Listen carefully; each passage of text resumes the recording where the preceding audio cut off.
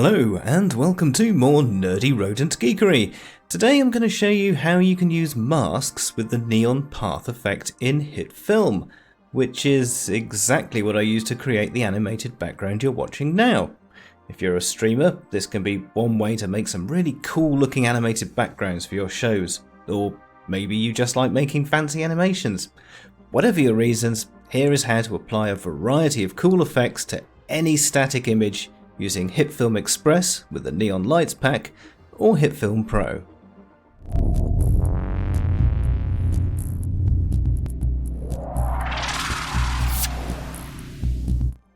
The first thing that you want to do is find an image. Maybe you're an artist and you've got something already, or maybe like me you're not.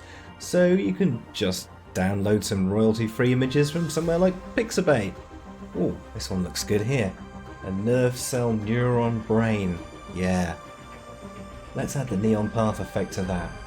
So, over in Hitfilm, we'll import that nerve cell we just downloaded, and we'll make a new composite shot as well. Great. Put the nerve cell into the composite shot. It's a little bit big, so let's scale that down. There we go. That's great. Now, I'm going to add another new layer. I'm going to make it a transparent plane. And this is where we're going to put all the masks. I'm going to make it mask. There we go. Good enough name. So, masks. And then freehand mask tool. Now basically we just draw where we want the paths to go. So let's start with this one here. Zoom in.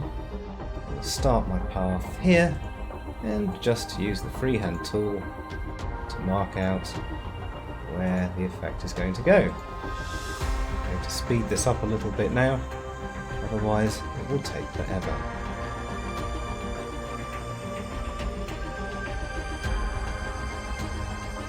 There. Okay, so that's got one mask in there. Now we need the neon path effect.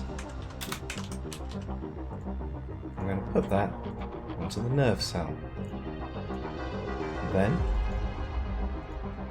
I'm going to change the mask to the nerve mask.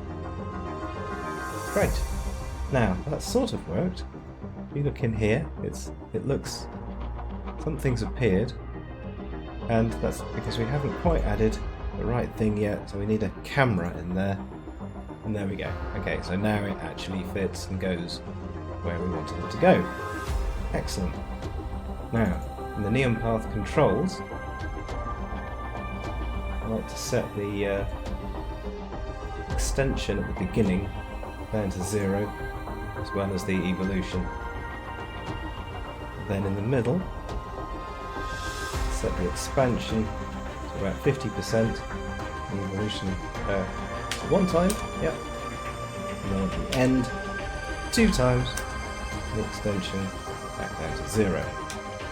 It's just to make a loop so that it's clear both at the beginning and the end. But as you progress along, you'll see the little line follows where your mask was.